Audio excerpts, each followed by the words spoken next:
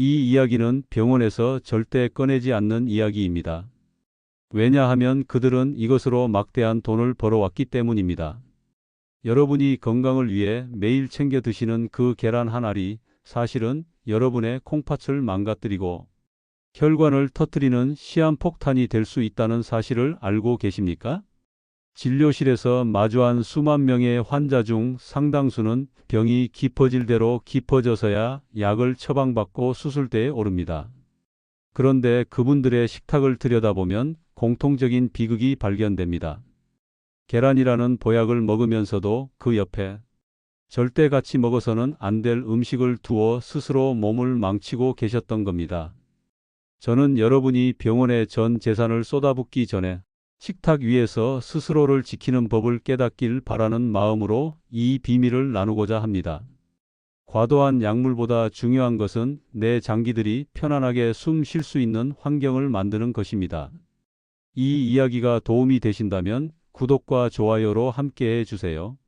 여러분의 건강한 노후를 응원합니다. 여러분은 오늘 아침 계란과 함께 무엇을 드셨나요? 답변을 머릿속에 한번 떠올려 보십시오. 아주 간단하게 숫자나 음식 이름 하나만 생각하셔도 좋습니다. 여러분이 지금 떠올린 그 음식이 보약이 될지 아니면 내 몸의 장기를 망가뜨리는 독이 될지는 바로 한 끗 차이의 조합에 달려 있습니다. 아마 많은 분이 평소 습관대로 익숙한 반찬이나 음료를 곁들이셨겠지만 그 사소한 선택이 여러분의 혈관과 콩팥을 소리 없이 지치게 만들고 있었을지도 모릅니다. 지금 바로 댓글창에 여러분이 오늘 아침 계란과 함께 드신 음식을 딱 한 단어로만 남겨주세요. 여러분의 식단이 안전한지 아니면 위험한 조합인지 지금부터 제가 하나하나 낱낱이 파헤쳐 드리겠습니다. 계란은 지구상에서 가장 완벽에 가까운 단백질 공급원 중 하나입니다. 흡수율이 뛰어나고 비타민과 미네랄이 풍부하게 들어있지요. 하지만 우리가 간과하는 사실이 하나 있습니다. 아무리 좋은 단백질이라도 우리 몸에서 소화되고 처리되는 과정에는 반드시 노폐물이 발생한다는 점입니다. 이 노폐물을 걸러내고 몸 밖으로 배출하는 막중한 임무를 맡은 기관이 바로 콩팥입니다. 젊을 때는 콩팥의 역과 능력이 충분해서 웬만한 자극도 잘 견뎌내지만 40살을 기점으로 콩팥의 기능은 매년 조금씩 자연스럽게 줄어듭니다. 국제적인 신장질환 진료 지침인 KDIGO의 만성 콩팥병 가이드라인을 살펴보면 콩팥 건강을 지키기 위해 나트륨 섭취를 하루에 2g 미만으로 엄격히 제한할 것을 권고하고 있습니다. 또한 단백질 섭취가 체중당 하루 적정량을 과도하게 초과하는 것을 경계하라고 말합니다. 콩팥은 침묵의 장기라고 불릴 만큼 망가지기 전까지 신호를 주지 않습니다. 좋은 계란 단백질을 먹더라도 주변 환경이 나쁘면 콩팥은 소리 없이 상처를 입습니다. 여기서 환경이란 바로 계란과 함께 먹는 다른 음식들의 상태를 의미합니다. 혹시 계란을 드실 때 입맛을 돋우기 위해 짠 장아찌나 젓갈을 듬뿍 곁들이지는 않으셨나요? 콩팥 입장에서는 계란의 단백질을 처리하는 것도 일인데 동시에 쏟아져 들어오는 엄청난 양의 소금기를 배출하느라 과부하가 걸리게 됩니다. 소금은 물을 끌어당기는 성질이 있어 혈액량을 늘리고 혈압을 높입니다. 높아진 혈압은 콩팥의 미세혈관들을 압박하며 기능을 서서히 마비시킵니다. 좋은 영양을 주려던 식사가 오히려 장기를 지치게 만드는 꼴이 되는 것이지요. 그래서 저는 계란을 드실 때 한 끼 식사 안에서 3가지 요소를 꼭 점검하시라고 말씀드립니다. 바로 짠맛, 가공식품, 그리고 과도한 단백질 덩어리입니다. 이 셋 중에서 둘 이상이 한 끼에 겹치지 않도록 식단을 짜야 합니다. 계란 자체는 무제지만 그날의 전체적인 식사, 환경이 콩팥을 사지로 몰아넣을 수 있다는 사실을 기억해야 합니다. 특히 근육이 빠지고 기력이 없다고 느끼는 어르신들은 단백질을 무작정 줄여서는 안 됩니다. 단백질 부족은 낙상이나 골절의 위험을 높이기 때문입니다. 콩팥을 보호하는 식사의 핵심은 적게 먹는 것이 아닙니다. 덜 짜게, 덜 가공되게, 그리고 서로 부담을 주는 음식들을 덜 겹치게 먹는 것이 진짜 기술입니다. 계란이라는 보석을 가장 빛나게 해주는 비결은 바로 그 옆자리를 비워두거나 순한 친구들로 채워주는 것입니다. 콩팥은 한번 망가지면 다시 되돌리기가 무척 어렵습니다. 우리가 매일 먹는 식탁 위의 조합이 콩팥의 수명을 결정한다는 사실을 잊지 마십시오. 이제 단순히 계란이 몸에 좋다는 믿음을 넘어 내 장기가 이 음식을 편안하게 받아들일 수 있는 환경인지를 먼저 살펴야 할 때입니다. 이렇게 첫 단추를 잘 끼웠다면 이제는 구체적으로 어떤 음식들이 계란과 만나 우리 몸을 힘들게 하는지 알아볼 차례입니다. 계란과 함께 먹었을 때 우리 몸을 가장 힘들게 하는 첫 번째 주범은 지나치게 짠 반찬입니다. 아침 식사로 삶은 계란을 드시면서 짭조름한 김치나 장아찌 혹은 젓갈을 한 움큼씩 드시는 분들이 많습니다. 계란의 담백한 맛과 짠 반찬의 조화는 입안에서는 즐거울지 모릅니다. 하지만 우리 몸 안에서는 전쟁이 일어납니다. 나트륨이 혈관 속으로 쏟아져 들어오면 몸은 이 소금기를 희석하기 위해 혈관 안으로 물을 급격히 끌어옵니다. 결과적으로 혈압이 출렁이고 부종이 생기며 콩팥의 역과 부담은 평소의 몇 배로 치솟게 됩니다. 두 번째는 라면을 비롯한 각종 가공육입니다. 바쁜 시간에 라면 하나 끓여서 계란 하나 톡 터트려 넣는 것만큼 간편한 식사도 없지요. 하지만 라면의 높은 나트륨과 가공 과정에서 들어간 기름, 각종 식품 첨가물은 콩팥과 혈관에게 최악의 시나리오를 선사합니다. 계란의 좋은 성분이 채 흡수되기도 전에 몸은 화학 물질과 과도한 염분을 처리하느라 기진맥진하게 됩니다. 마지막 세 번째는 의외일 수 있지만 바로 감입니다. 감의 떫은 맛을 내는 탄닌 성분은 단백질과 만나면 서로 엉겨붙어 단단한 덩어리를 만드는 성질이 있습니다. 위장 기능이 활발한 젊은 층이라면 큰 문제가 없을 수도 있지만 나이가 들어 소화력이 떨어지거나 당뇨로 인해 위 운동이 느려진 어르신들에게는 치명적일 수 있습니다. 실제로 의학계에서는 고령자가 감을 과도하게 섭취한 뒤 위나 장에서 커다란 덩어리가 생겨 장 폐색을 일으킨 사례가 보고되기도 합니다. 여기서 제가 진료했던 김성자님의 이야기를 들려드리고 싶습니다. 74세 김성자님은 남편을 먼저 보내고 홀로 지내며 아침을 대충 때우는 날이 많았습니다. 어느 날 진료실을 찾은 성자님은 얼굴이 헬쑥해져서 배가 늘 묵직하고 소화가 안 된다고 호소하셨습니다.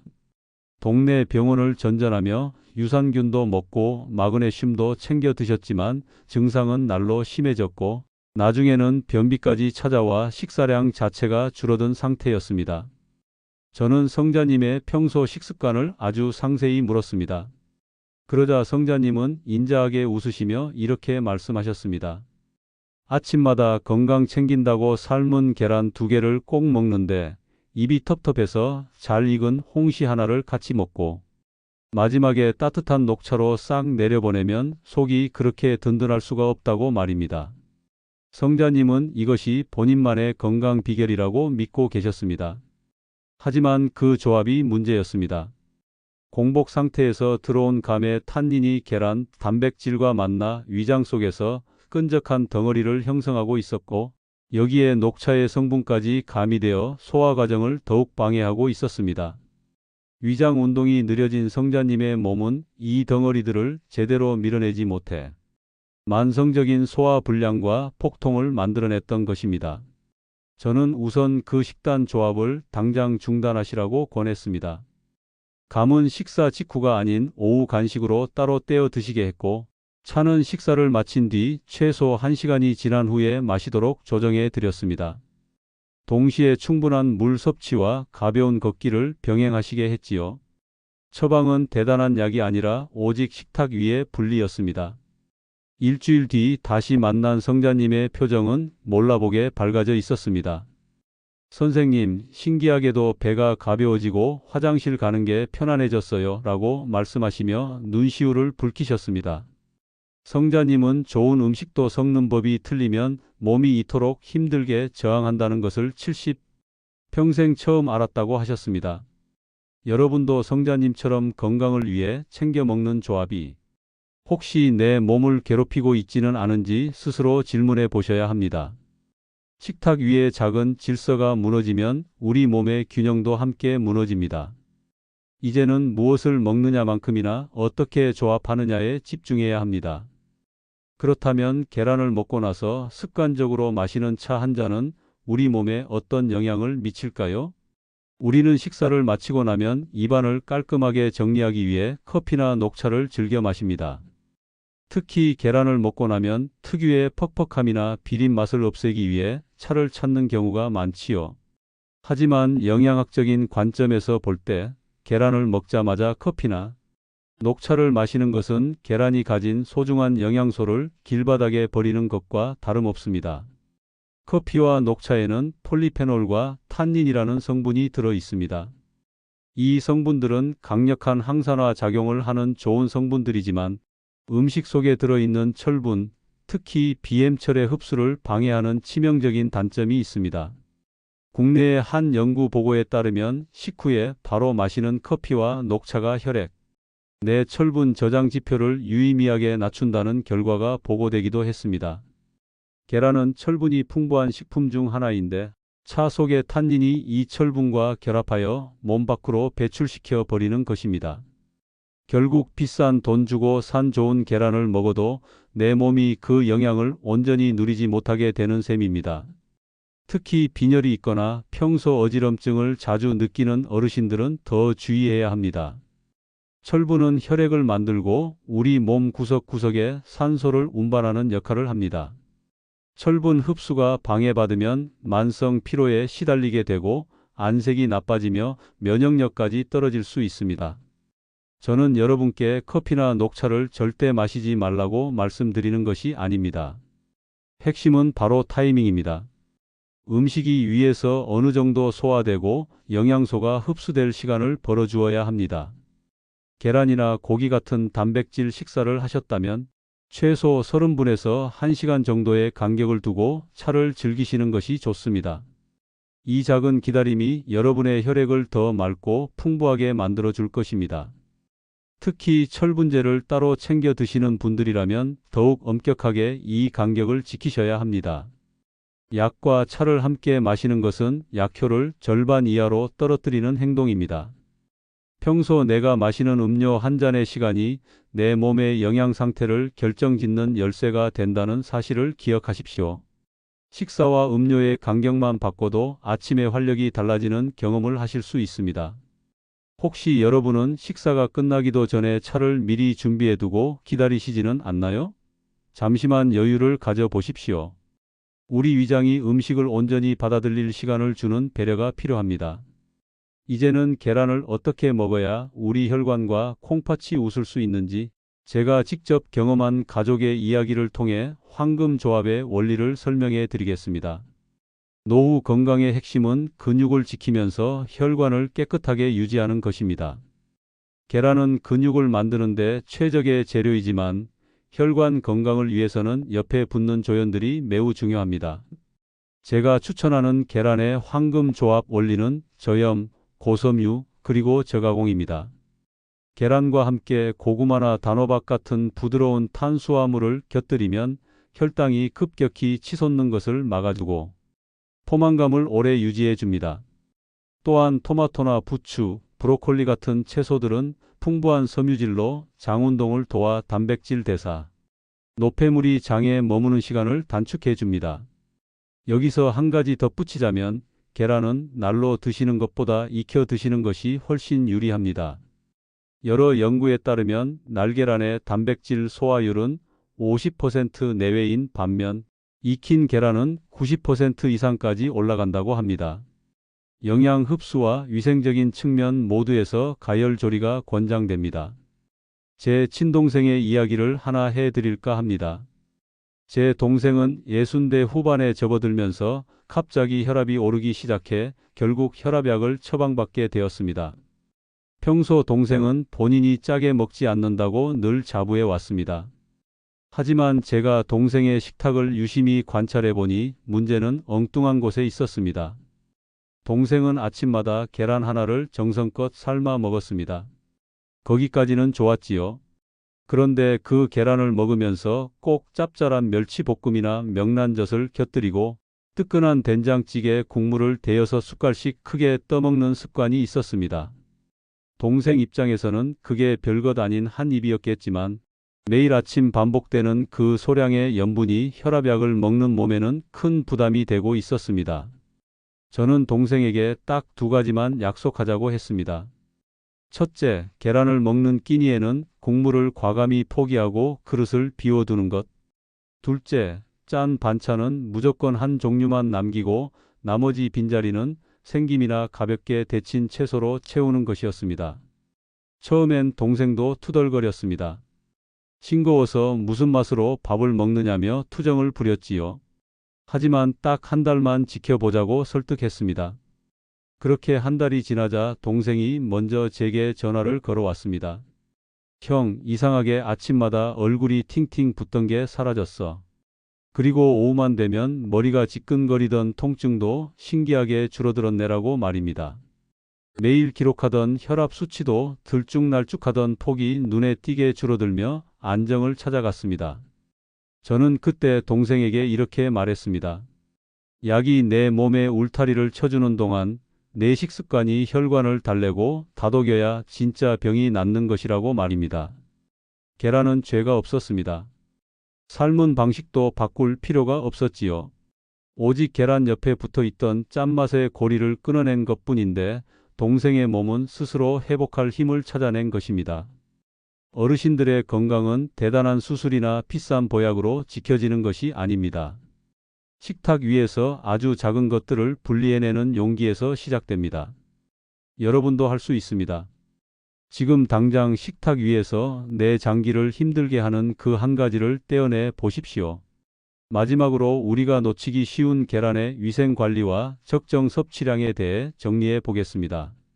우리가 시장이나 마트에서 계란을 사오다 보면 가끔 껍질에 살짝 금이 간 것들을 발견합니다. 아까운 마음에 그냥 요리해 드시는 경우가 많지요. 하지만 식품 안전 전문가들은 금이 간 계란은 과감히 버리거나 아주 철저하게 익혀서 즉시 소비해야 한다고 경고합니다. 계란 껍질은 외부 세균으로부터 내부를 보호하는 방어벽인데 여기에 금이 갔다는 것은 이미 살모넬라균 같은 식중독균이 침입했을 가능성이 크다는 뜻입니다. 특히 면역력이 약한 어르신들에게 식중독으로 인한 구토와 설사는 단순한 질병을 넘어 탈수와 콩팥, 기능 급락으로 이어질 수 있어 매우 위험합니다. 계란은 항상 냉장고 안쪽 깊숙한 곳에 보관하십시오. 문 쪽에 두면 문을 열고 닫을 때마다 온도 변화가 심해 신선도가 빨리 떨어집니다. 또한 삶은 계란은 껍질을 벗긴 순간부터 세균 번식이 가속화되므로 가급적 빨리 드시는 것이 원칙입니다. 그렇다면 계란은 일주일에 몇 개나 먹는 것이 적당할까요? 이에 대한 정답은 여러분의 몸 상태에 따라 다릅니다. 만약 콩팥이 건강하고 혈압이나 혈당이 안정적인 분이라면 매일 한두 개씩 드셔도 아무런 문제가 없습니다. 오히려 양질의 단백질이 건강을 지켜줍니다.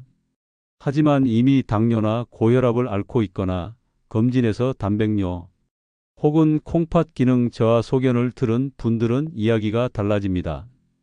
이런 분들은 하루 전체 단백질 섭취량 안에서 계란의 개수를 조절해야 하므로 반드시 담당 의사와 상담하여 나만의 적정 개수를 정하는 것이 안전합니다.